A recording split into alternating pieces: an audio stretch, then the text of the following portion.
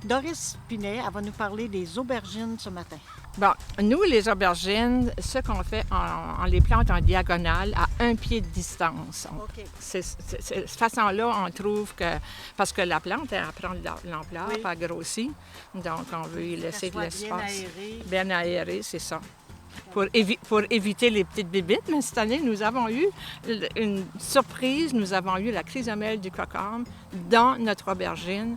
On n'a pas eu dans le cocombe, on n'a pas eu dans les courges, en nulle part d'autre, excepté... Où il y en a, regardez, c'est très, très fin.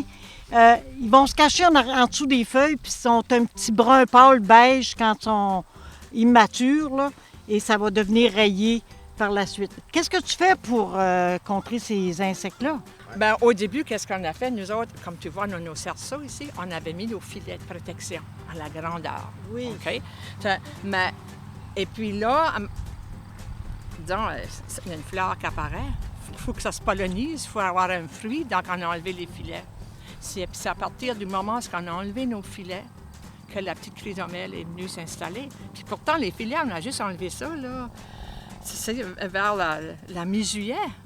Puis la chrysomèle du cocombe, habituellement, on dit... Elle revient au mois d'août.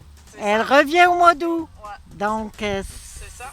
Donc, elle est revenue.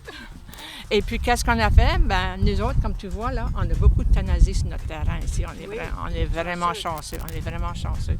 Donc, j'ai fait une décoction de thanasie.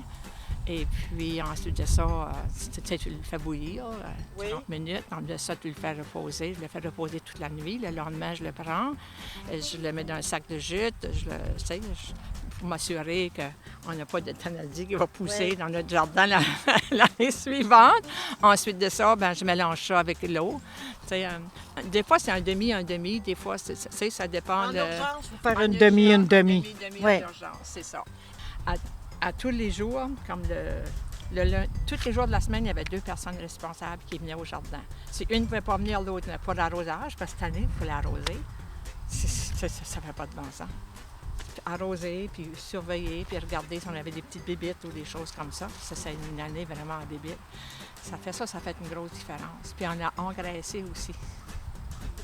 Beaucoup plus. Puis vois-tu, ça là-bas, c'est notre tas de compost. Il était 2 fois ça, là. Oui. C'est ça. Fait que quand on en fait commande, alors on commande un gros camion, on le met comme ça. Bien, comme tu vois, là, les aubergines, maintenant, ils sont partis. On en mange déjà. Ceux-ci, on va les laisser grossir un peu. Puis, comme on met toujours nos petits barres d'eau, comme tu vois. Comme la courge. Comme la courge, on a tout ça ici. Donc, au fur et à mesure qu'ils se touchent la terre, on prend votre chance. Bien, merci Doris pour l'information.